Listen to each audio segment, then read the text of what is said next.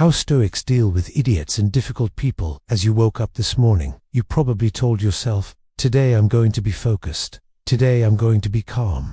But somewhere out there, there's already an idiot, a drain, or a difficult person getting ready to completely ruin your plan.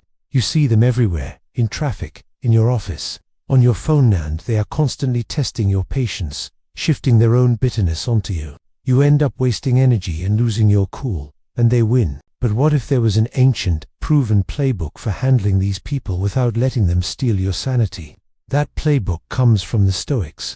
Today, we're re-breaking down the 4 Stoic secrets from Epictetus and Marcus Aurelius that will teach you how to remain calm, focused, and absolutely untouchable. Anticipation creates anxiety. Epictetus is one of the most profound Stoics of ancient time. Through his eyes, we can look at how he kept calm during times of frustration, especially when he had to overcome the social endeavors of the ancient Roman Empire.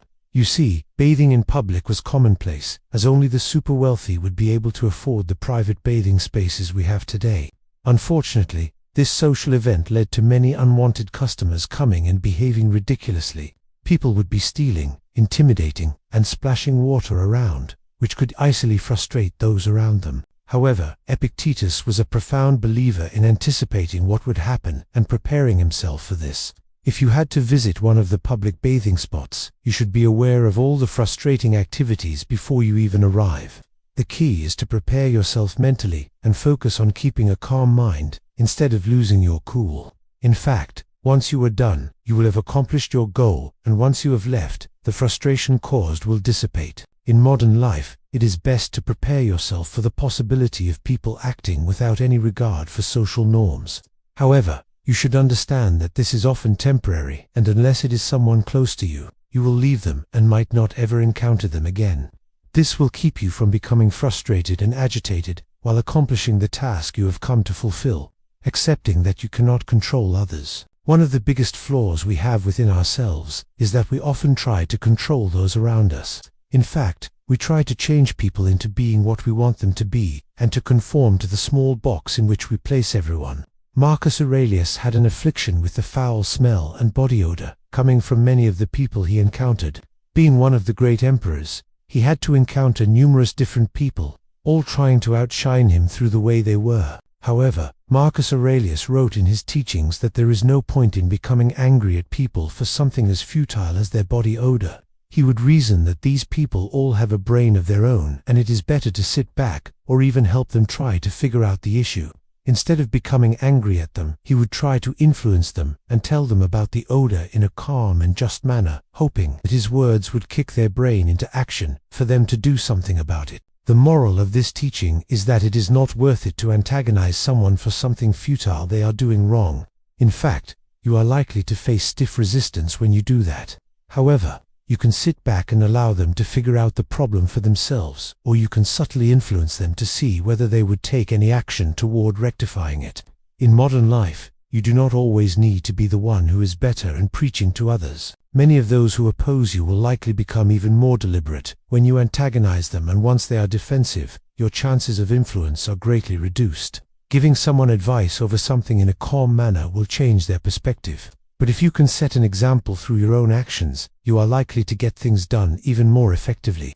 Never reason with an idiot over an idiotic topic. You will always lose, and it is not even worth the time. Patience can help you overcome all obstacles. One of the biggest problems with the modern individual is their complete lack of patience. In fact, patience has been destroyed all over society, and everyone is chasing something or someone.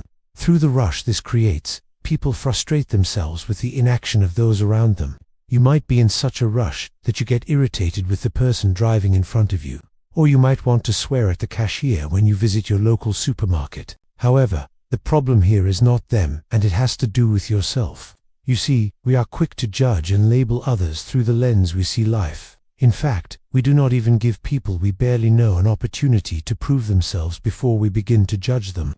However, patience is the art of realizing that everything will work out the way it should work out, and that you do not have control over every situation. Upon realizing that you do not have any control over the situations of others and you cannot affect the way they deal with life, you can retract within your own mind. Instead of becoming aggravated by something that will last for a few minutes and have no bearing on your life, you can simply let it be. You might even find that when you let someone introduce themselves, they might even have an explanation for the erratic behavior. It might be justified, or it might just be something erratic, but you ultimately have no control over them. I want you to always remember that life is 10% what happens to you and 90% how you react to this. By simply changing the way you react, you will make life so much easier for yourself, and you will even change your thinking pattern to be more positive. Get out when you cannot breathe.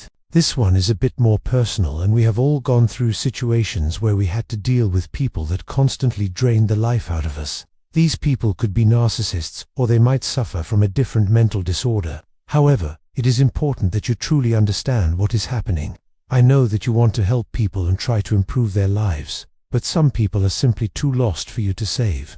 Epictetus uses the simile of someone starting a fire inside your home. You can live with the smoke, but at some point, the smoke might become unbearable and you will find yourself unable to truly breathe.